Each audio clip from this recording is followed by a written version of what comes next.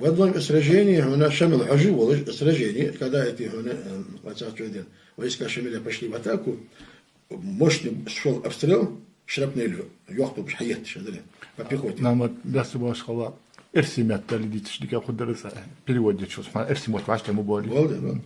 И вот в момент атаки войска Шамиля на эти редуты, укрепленные редуты были, где стояли пушки, там орудия. И обстрел пошел войск наступающих. Обычно идет обстрел шрапнелью или осколочными.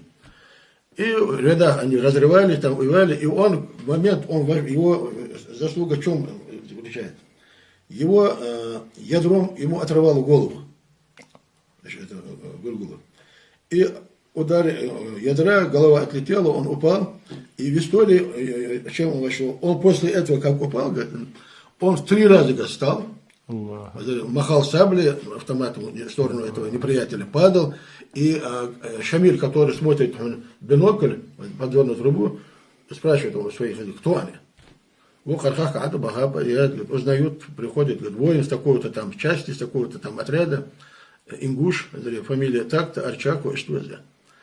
И он подъехал после сражения, когда подъехал к трупу этого Гургула, постоял на нем, когда его историю понял, он сказал, Гургул, если бы я знал бы, кто ты на самом деле, вот какой ты, в смысле, воин, да, ты должен был быть около меня.